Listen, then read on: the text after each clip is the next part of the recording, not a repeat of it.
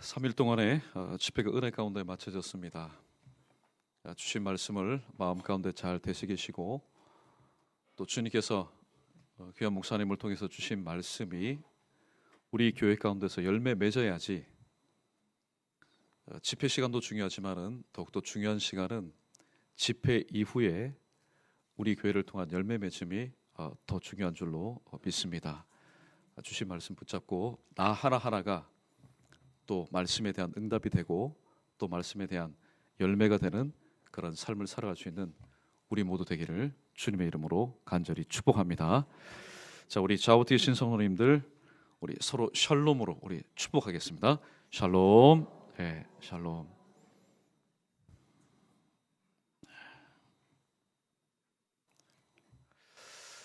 지난 시간에 말씀의 제목이 상당히 도전이 되었던 말씀인 것 같습니다.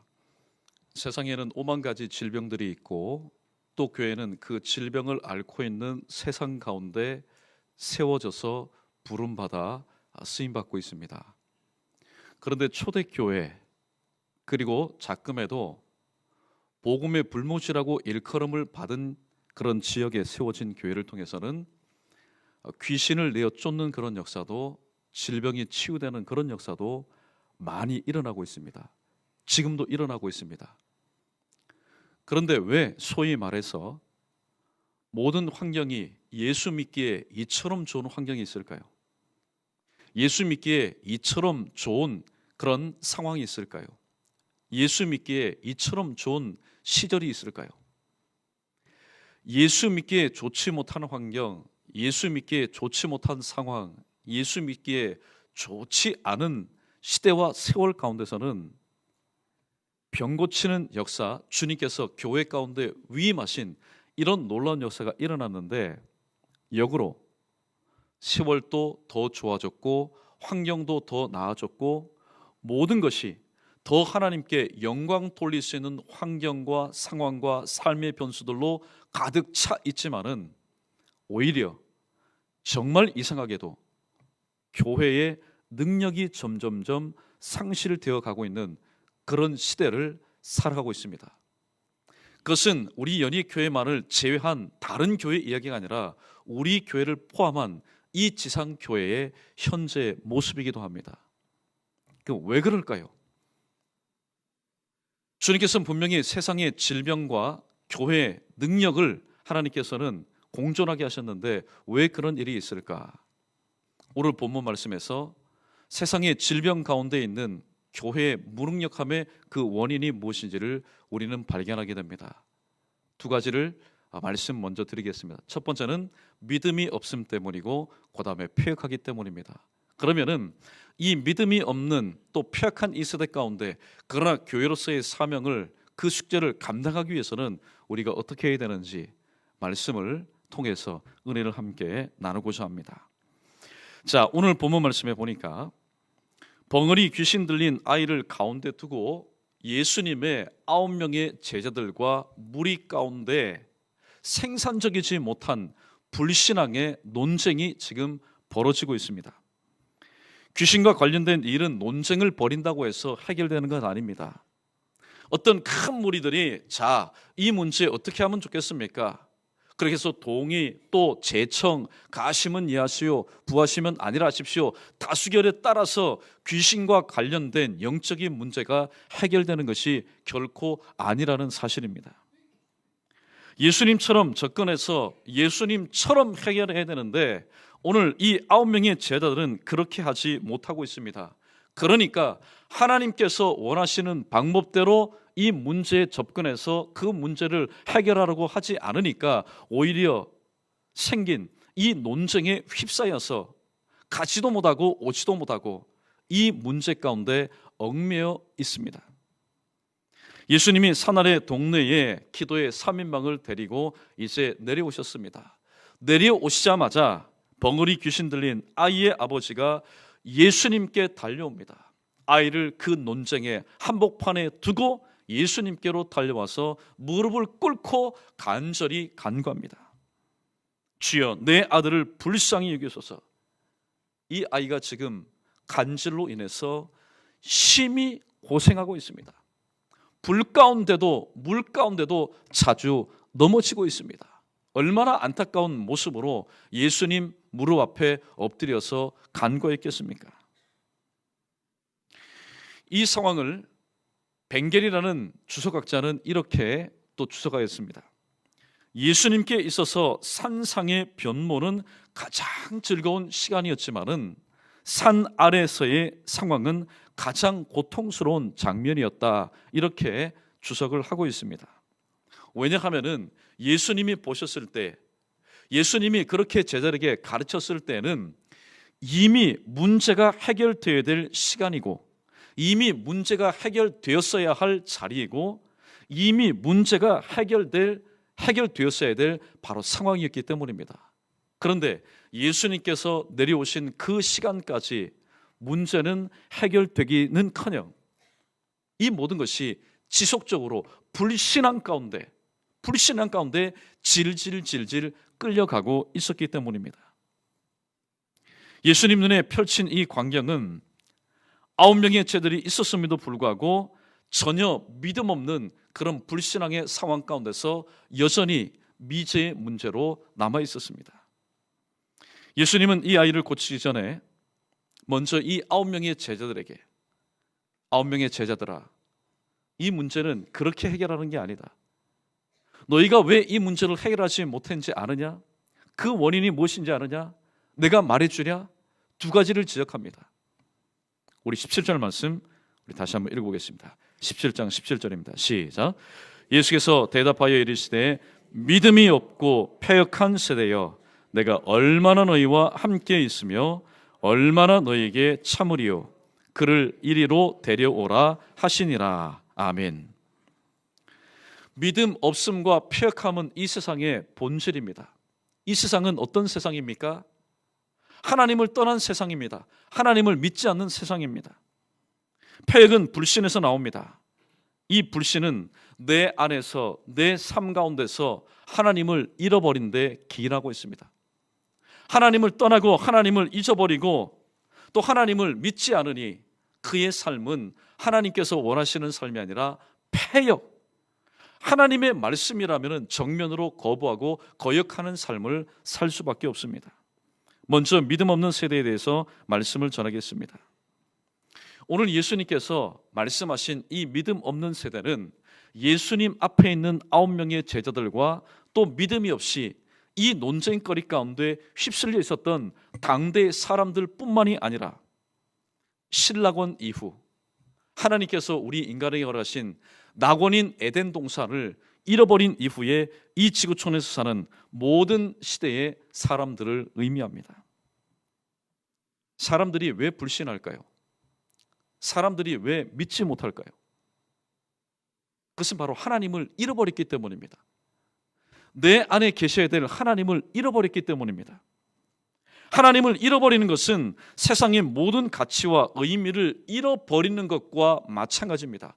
그러므로 하나님을 잃어버린다는 것은 우리 삶 가운데 굉장히 영육간에 손해되고 불이익이 되는 일입니다. 하나님을 잃어버리지 않는 사람, 그는 많이 가진 것이 없습니다.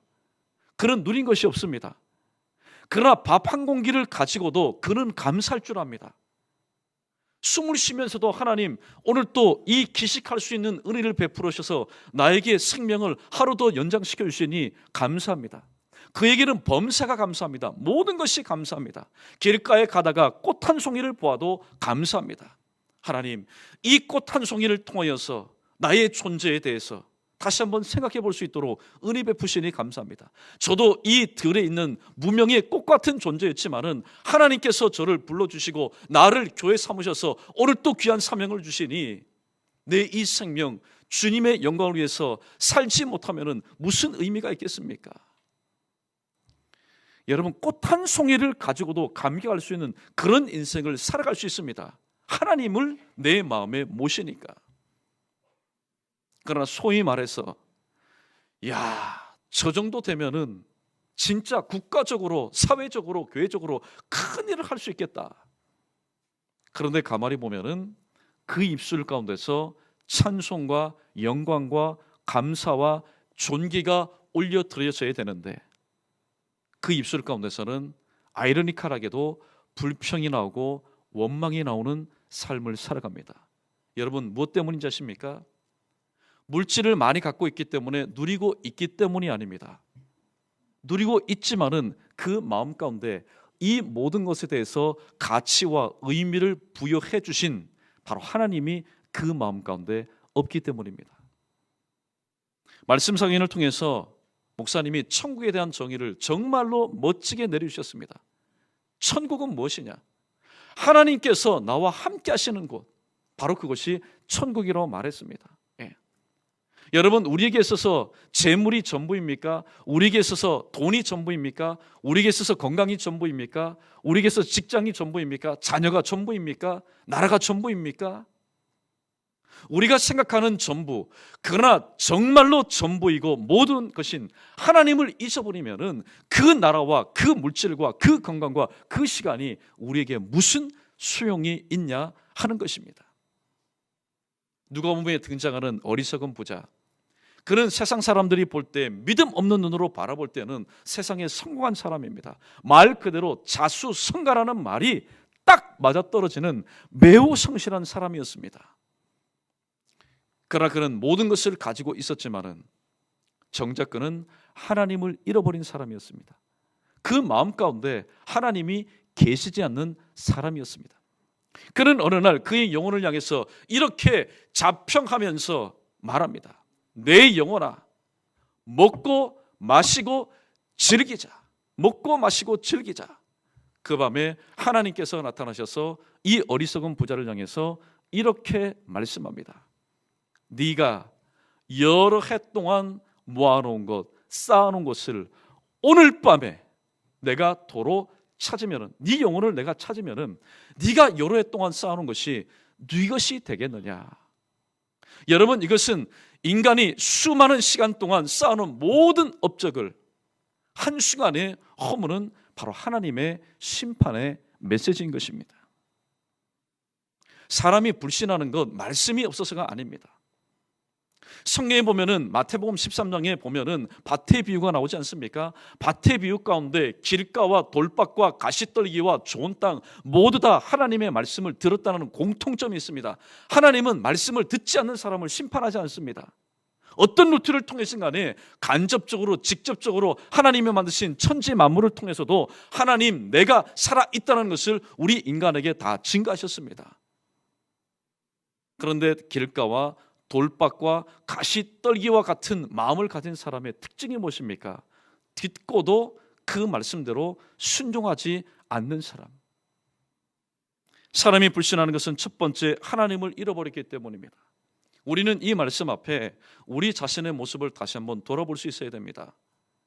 요번 달에 뭐를 타니까, 요번 달에 적금 타니까, 그러면 우리는 당장의 유익을 인해서 얼굴이 어떻게 해요? 화색이 달라집니다.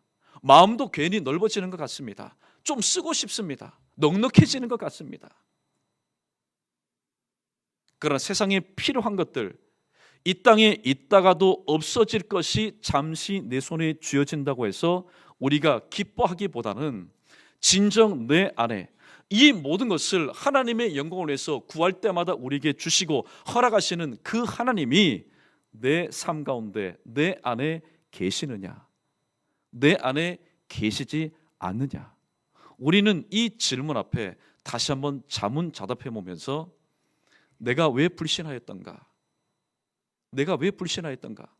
믿음 없음도 문제가 될 수 있고, 말씀을 붙잡지 않은 것도 문제가 될 수 있고, 또 영성 있는 삶을 살지 못한 것도 답이 될 수 있지만은 정답은 내 안에 하나님을 잃어버렸기 때문입니다. 하나님을 잃어버린 사람은 곧 자신을 잃어버린 사람과 같습니다. 하나님은 누구이십니까? 나를 창조하신 분입니다.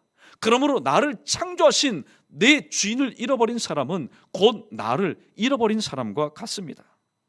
사람이 놀랍지요. 사람이 자신을 잃어버리면 자신도 믿지 못합니다. 사람이 왜 자신을 믿지 못합니까? 근본적으로는 하나님을 잃어버렸기 때문이고, 또 내 자신을 잃어버렸기 때문에 내 자신도 믿지 못합니다.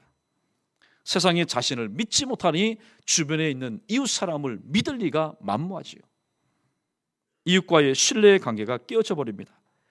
이처럼 믿음 없음, 즉 불신은 하나님과의 관계와 자신과의 관계와 그리고 이웃과의 관계, 더 나아가서 일찍이 범죄했던 아담과 하와가 그러했던 것처럼 하나님께서 만들어 오신 자연과의 관계도 스스로 파괴해버리는 그런 결과를 초래하게 됩니다. 보십시오. 하나님과의 관계가 깨어졌습니다. 또 내 자신과의 관계도 깨어졌습니다. 이웃과의 관계도 깨어졌습니다. 그런 곳에는 하나님의 역사가 일어날 수가 없습니다. 마태복음 13장에 보면은 예수님께는 참 괴로운 장면이 나옵니다. 안타까운 장면이 나옵니다. 예수님께서 이방을 두루 찾아다니면서 하나님의 복음을 증거하셨고 또 믿는 그들에게 하나님은 영육간에 아울러 회복과 치료와 치유 역사를 허락하시고 또 이루셨습니다. 그런데 간만에 찾은 이 고향을 방문했습니다. 그런데 예수님의 마음은 참 안타까웠습니다. 아팠습니다. 예수님은 슬퍼했습니다. 그 이유에 대해서 마태는 13장 58절에서 이렇게 밝힙니다. 그들이 믿지 않음으로 말미암아 거기서 많은 능력을 행하지 아니하시니라. 여러분, 팔은 어디로 굽습니까? 팔은 안으로 굽기 마련입니다. 팔이 만약에 안으로 굽지 않고 바깥으로 굽으면 그 사람은 죽습니다. 그 제정신이 아닙니다. 팔은 안으로 굽을 수밖에 없습니다. 예수님도 고향을 방문했을 때에 그들에게 이것만 있었다면은 주님은 타 지역보다도 얼마든지 밤새도록 시간이 가는 줄 모르고 배고픈 줄 모르고 피곤한 줄 모르고 찾아오는 이들의 손댈 수 없었던 여러 가지 질병과 그들이 안고 있었던 문제들을 친절하게 주님은 아비의 심정을 가지고 때로는 어머니의 심정을 가지고 하나하나 다 해결해 주셨을 것입니다. 그런데 얼마나 여러분 안타까운 일입니까? 예수님 고향도 사람이 사는 곳입니다. 사람이 사는 곳은 많은 문제들이 여전히 산적해 있다는 증거 아니겠습니까? 그러므로 돈으로 힘으로 사람의 손으로 고치지 못하는 육체적인 질병과 정신적인 질고 또 영혼의 그런 병듦도 예수님의 고향 사람들에게도 분명히 있었을 겁니다. 그러므로 예수님이 방문하신 고향 사람들에게 있어서는 그들이 굳이 돈 주고 찾아가지 않아도 자신들이 안고 있었던 모든 감당할 수 없는, 풀 수 없는, 해결할 수 없는 문제를 해결할 수 있는 생애 절호의 기회였습니다. 그러나 오늘 성경에 보니까 믿지 않음으로 인해서 고침받고 치료받고 회복될 수 있는 기회를 영원히 그들은 잃어버리게 되었습니다. 혹시 우리 중에도 이런 일들이 있지 않습니까? 마가복음 11장 24절에 무엇이든지 기도하고 구하는 것은 받은 줄로 믿으라. 그리하면은 너희에게 그대로 되리라. 예수님께서 그렇게 말씀하셨는데 누구에게요? 교회에게. 교회도 병든 교회, 실족한 교회, 손으로 감당할 수 없는 여러 가지 문제 가운데 우겨쌈을 당한 교회 가운데 그렇게 말씀하시고 약속하셨건만 나의 믿음 없음 때문에 오늘 또 이 시간도 그 문제가 그 기도 제목이 되지 못하고 그렇게 방치되어 있지는 않습니까? 여전히 방치되어 있는 그 리스트 항목 가운데 내가 고이 흘렸던 눈물, 남편도 아내도 부모님도 자식도 모르게 그저 하나님만이 아시는 그 고요한 시간에 흘렸던 눈물 젖은 자녀와 가정과 일터와 또 교회와 나라에 관한 기도 제목이 있지 않습니까? 문제는 이겁니다. 나의 불신이, 나의 믿음 없음이 나의 믿음으로 바뀌기만 하면 됩니다. 그런데 안타까운 것은 바뀌지 않으니까 여전히 다람쥐 쳇바퀴 도는 그런 삶을 반복하면서 내 삶 가운데 응답되지 않는 그런 모습을 보면서 응답하여 주지 않는 하나님만을 향해서 불평하고 원망하는 삶을 살아가고 있습니다. 그러한 우리에게 하나님은 무엇이라고 말합니까? 나는 이미 너에게 다 주었다. 내가 2000년 전에 나의 아들 독생자 예수 그리스도를 통해서 다 이루었다고, 이미 모든 문제에 해결됐다고 내가 말을 했는데 너는 왜 나를 향해서 자꾸만 불평 원망을 하냐? 너의 삶 가운데 받지 못하고 치료되지 못하고 치유되지 못하고 극복하지 못하고 해결하지 못하는 원인이 무엇인지를 다시 한번 발견해라. 오늘 주님은 그렇게 말씀하고 있습니다. 나의 믿음 없음과 불신은 하나님 예비하신 모든 형통의 최대의 걸림돌이요 또 최대의 장애물입니다.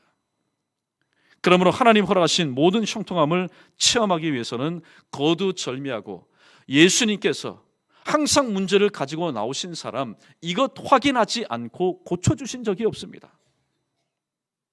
그들의 믿음이 있음을 보시고, 믿느냐? 내가 믿습니다. 믿음 있음을 보시고 주님은 고치셨습니다.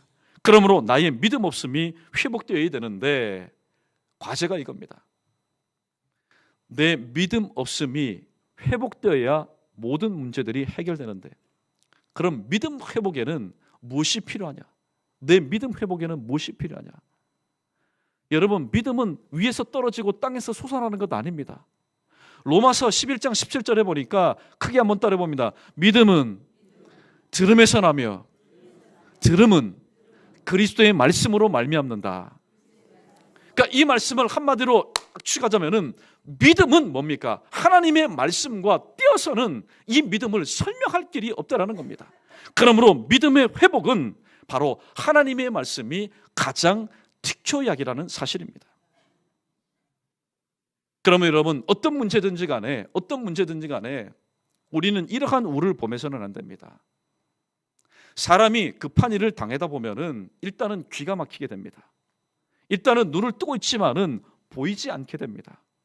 그리고 마음은 분주하지만은 무엇을 해야 될까? 마음이 움직이지 않으니까 손이 어떻게 해요? 발은 있지만은 나오지 못합니다. 어디로 나오지 못할까요? 내 집은 만민의 기도하는 집인 이 주님 존재로 나올 수가 없습니다.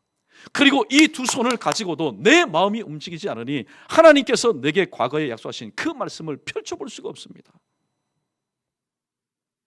그렇기 때문에 내 믿음 회복이 필요한 곳에는 항상 하나님의 말씀이 있다는 사실을 기억하시고, 이 말씀을 우리는 머리 가운데, 눈 가운데, 그리고 입 가운데, 우리 가슴의 신비 가운데 항상 되새기는 삶을, 급한 일이 있을 때만 그저 벼락치기로 하는 것이 아니라 평범하고 또 평안할 때, 아무런 일이 없을 때도 미리 이러한 일들이 의인에게는 많은 고난이 있다고 했는데 내 생애 동안 이런 일들은 분명히 올 것이다, 밀물처럼 올 것이라는 그런 예상을 가지고 오히려 평안할 때에 우리는 믿음의 방파제를 말씀을 통해서 하나하나 수축해 나갈 수가 있어야 됩니다. 이러한 저와 여러분, 우리 모두 되기를 주님의 이름으로 축원합니다.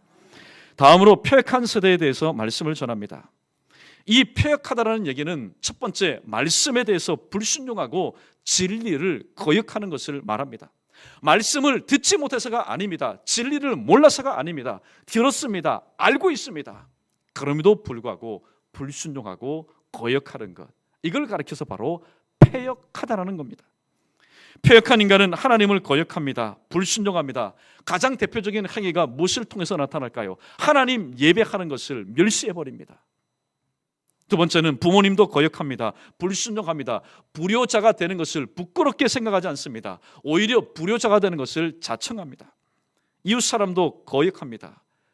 그래서 패역한 사람은 하나님 앞에서만 패역한 것이 아니라 그가 가는 곳마다 바로 트러블 메이커, 문제를 만드는 사람으로 남게 됩니다.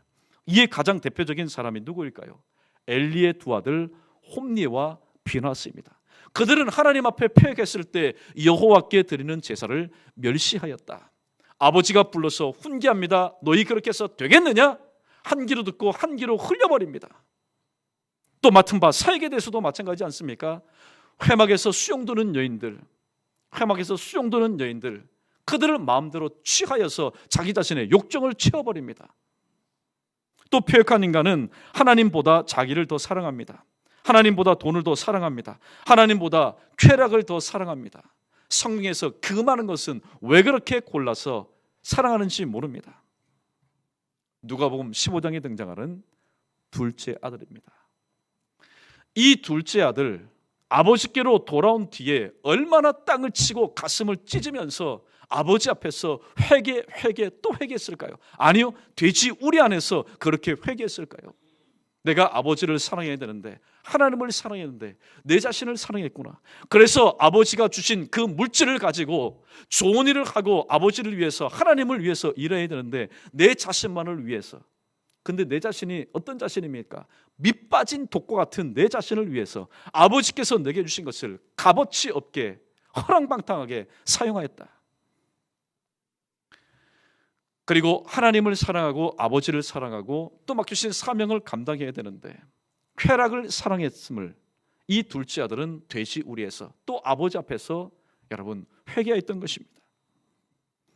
결론적으로 말하자면 폐역한 인간은 진리와 거룩과 정직과는 거리가 멉니다. 모든 삶의 기준이 되는 하나님의 말씀이 없다 보니 때로는 인간성을 상실한 채 금수화 되어버립니다. 짐승처럼 변질되고 맙니다. 작금에 들려오는 소식, 여러분 한 20-30년 전 만약에 이런 일이 있다면 전국이 발칵 뒤집혀버릴 겁니다. 그러나 요새는 주 시간대에 나타나도 그런 일이 또 있었어? 그저 밥 먹다가도 예전 같으면 어떻겠습니까? 자식이 아버지를 쳐 죽였다, 칼로 찔렀다, 혹은 아버지가 재산 때문에 자식을 고발했다. 밥 먹다가도 여러분 숟가락 놓고 도대체 이게 무슨 일이냐 경악할 노릇입니다. 그러나 요즘 어떻습니까? 요즘은 여사로 듣습니다. 왜냐하면 나랑은 상관이 없는 일이니까. 그 사람은 피눈물 흘리는 일이지만은 나에게는 피부로 와닿지 않는 일이기 때문에 우리는 이 모든 것을 신경 끄면서 살아갑니다. 얼마 전에 일어난 일 아닙니까? 내비게이션 좀 고쳐달라고 그 자그만 직원들을 못 살게 하니까 주인이 참다 못해 휘발유를 부어버렸습니다. 그 내비게이션이 무엇이 그렇게 중요하다고 전신 3도 화상으로 인해서 죽어버렸습니다. 요새는요, 하나님의 말씀이 기준이 되지 못하고 하나님을 섬기지 못하고 하나님을 잃어버린 세대를 살다 보니까 나에게 조금만 불이익하는, 그리고 내 자존심을 상하는 말 한마디만 하면은 여러분 짐승처럼 변해버립니다. 그래서 약육강식, 내가 살아남기 위해서는 잡아먹어야 되고 내가 살아남기 위해서는 짓밟아버려야 되는 그런 시대를 우리는 처절하게 안타깝게 살아가고 있습니다. 한마디로 말하자면 화인 맞은 양심입니다. 화인 맞은 양심을 가지고 살아갑니다. 결국 폐역한 인간은 천륜도 인륜도 윤리도 거역하고 멸망을 재촉하면서 살아갑니다. 그런데 본인은 느끼지 못하지요. 매일마다 먹는 그 음식으로 인해서 마치 돼지가 잔칫날을 준비하면서 먹으면서도 그 잔칫날 자기 자신은 죽임당할 것을 모르면서 꾸역꾸역 먹는 것처럼 오늘 우리 인간들도 그런 삶을 살고 있다는 것입니다. 이런 세대는 하나님의 역사가 결코 나타나지 않습니다. 하나님의 역사가 왜 나타나지 않을까요? 하나님의 역사가 힘이 없어서입니까? 아닙니다. 하나님의 역사는 강력합니다. 하나님의 역사는 사람이 막을 수가 없습니다. 믿음 없음과 폐역함이 하나님의 역사, 내 코앞에, 내 가정과 교회 앞에 온 그 하나님의 역사도 내 믿음 없음과 폐역함을 통해서 가로막기 때문입니다. 모든 문제의 해결주이신 하나님을 오히려 배척하고 내쫓기 때문입니다. 예수님은 이런 믿음 없고 폐역한 세대를 꾸짖으면서 그 아버지에게, 지금 무릎 꿇고 간절히 간구하는 그 아버지에게 벙어리 귀신 들린 내 아이를 내게로 데리고 오라고 말씀하고 있습니다. 그리고 벙어리 귀신을 꾸짖을 때에 귀신이 나가고 아이가 온전해집니다. 지금까지 한 번도 그런 얼굴을 본 적이 없습니다. 고요하게 평안하게 누워 있습니다. 하나님의 형상이 육체 가운데, 영혼 가운데, 정신 가운데 온전히 회복되었습니다. 아버지의 지금까지의 눈물 젖은 그 기도 제목이 변하여서 기도의 응답이 되는 순간입니다. 벙어리 귀신 들린 아이가 고침받은 사건을 두 가지 측면에서 여러분 살펴볼 수 있습니다. 첫 번째는 예수님 입장에서는 말씀으로 고치셨다라는 겁니다. 말씀으로 고치셨다는 겁니다. 그러면 이 아버지 입장에서는 어떻게 고침을 받았을까요? 말씀하신 그 말씀에 대한 믿음으로 고침을 받은 겁니다. 예수님은 말씀으로 고치셨고 이 아버지는 믿음으로 고침을 받은 것입니다. 그러므로 사람의 영역을 떠난 사건과 상황 앞에서 교회는 하나님의 전신갑주로 다시 한번 내 자신을 하나님의 역사심이 나의 삶 가운데 응답이 되도록 현실이 될 수 있도록 하나님의 전신갑주로 내 자신을 무장할 필요가 있습니다. 첫 번째는 무엇입니까? 진리로 띠를 띠어야 됩니다. 의의 흉배로 붙여야 되고 평안의 복음의 신을 신고 믿음의 방패를 붙잡고 구원의 투구를 쓰고 성령의 검인 하나님의 말씀으로 무장할 수 있어야 됩니다. 그리고 마지막 정말로 중요한 것, 무시로 내가 하나님의 전신갑주를 다 취했습니다. 진리로 띠를 띠었습니다. 의의 흉배를 붙였습니다. 또 평안의 복음의 신을 신었습니다. 믿음의 방패를 붙잡았습니다. 구원의 투구를 썼습니다. 성령의 검을 하나님의 말씀을 잡았습니다. 완벽한 모습입니다. 하나님의 군대입니다. 마하라임입니다. 그러나 움직이지 않습니다. 역사가 나타나지 않습니다. 왜 그럴까요? 움직일 수 있는 기도의 윤활유를 뿌리지 못했기 때문입니다. 그래서 성경은 무시로 성령 안에서 기도하라 말씀하고 있습니다. 기도가 여러분 그만큼 중요한 겁니다. 우리 머리 가운데 우리 삶 가운데 말씀만 가득 차 있다고 해서 역사가 일어나는 것이 아닙니다. 그 말씀이 말씀될 수 있도록 바로 기도의 삶을 통해서 우리는 말씀의 역사를 나의 삶 가운데 체험할 수 있어야 됩니다. 말씀을 정리합니다. 오늘 이 벙어리 귀신 들린 아들을 향한 예수님의 구원은 육체적인 구원이었고 영혼의 구원이었고 정신의 회복이었습니다. 다시 말씀드리면 전인격적인 구원이 예수님의 말씀을 통해서 또 이 아비의 믿음을 통해서 이 아들을 통해서 일어났던 것입니다. 그러므로 믿음이 이기며 믿음이 치료되며 믿음이 치료하며 믿음이 극복하며 믿음이 모든 것을 해결할 수 있다는 결론을 우리는 오늘도 붙잡고 오늘도 기도의 제목이 있는 삶의 현장으로 우리는 나아갑니다. 야고보는 이렇게 말합니다. 야고보서 5장 15절에서 믿음의 기도는 병든 자를 구원하리니 주께서 저희를 일으키시라 말씀하시고 또 뒷절에서 의인의 간구에는 역사하는 힘이 많다고 말씀했습니다. 말씀 성경을 통해서 우리가 무엇을 붙잡았습니까? 하나님의 말씀을 붙잡았습니다. 그러면은 그 하나님의 말씀이 오늘도 우리의 삶 가운데서 역사하기 위해서는 기도의 불쏘시기를 통해서 하나님 우리 가운데 허락하신 그 말씀의 장작들이 오늘 또 탐으로 인해서 하나님의 영광이 드러나야 될 것입니다. 오늘 또 여러분 사실 불쏘시개 가지고 하다 보면은 내 얼굴에도 내 손에도 검덩이가 묻습니다. 그러면 어떻습니까? 말씀을 통해서 나의 기도의 헌신과 말씀을 통해서 세우신 몸된 교회 하면은 여러분 또 추상적으로 생각하지 마십시오. 내 자신이 하나님 은혜 가운데 회복되고 이전보다 나아지고 변화되고 치료되고 치유된다면은 이보다 더 큰 은혜가 어디 있겠습니까?